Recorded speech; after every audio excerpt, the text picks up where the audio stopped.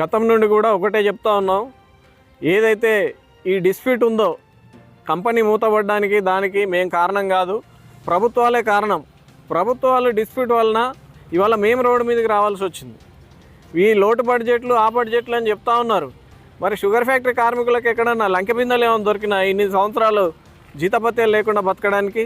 మేము ఒకటే కోరుతా ఉన్నాం, ఇవాళ కనీసం దసరా దీపావళికైనా మాకు జీతభత్యాలు చెల్లించే విధంగా చర్యలు తీసుకోవాలని కోరుతూ, అదేవిధంగా ఇవాళ షుగర్ ఫ్యాక్టరీ నడపడానికి కూడా ఎన్నో విధాలైన ఇది కల్పించాల్సి ఉంటుంది. మరి అది కూడా ఏ చర్యలు లేకుండా మీరు నడుపుదామంటే మీరు చాలా శక్తిపరులు. మేము ఒకటే కోరుతా ఉన్నాం, మీరు ఫ్యాక్టరీ నడపడానికి ఇవాళ పేపర్లలో ఎన్నో వందల కోట్లు రిలీజ్ చేస్తున్నట్టు వస్తూ ఉంది.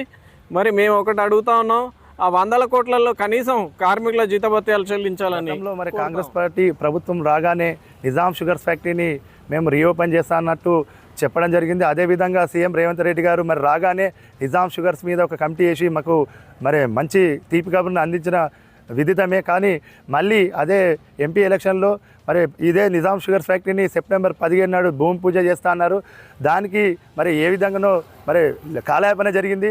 మరి కార్మికులకు రావాల్సినటువంటి మరి వేతన బకాయిలు 9 సంవత్సరాలుగా ఇప్పటివరకు చెల్లించలేదు.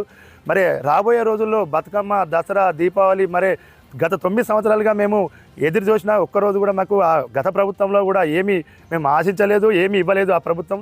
ఈ ప్రభుత్వం అయినా మరి మీరు మొదలుపెట్టడానికి ఇంకా లేట్ అయ్యే పరిస్థితి ఉంది. కాబట్టి కార్మికులకు ఏదైతే మాకు వేతన బకాయిలు వచ్చేందో అందులోకి వెళ్ళైనా కొంత మొత్తం మాకు చెల్లించాలా, కార్మికులను ఆదుకోవాలని మేము సీఎం రేవంత్ రెడ్డి గారికి రిక్వెస్ట్ చేస్తున్నాం.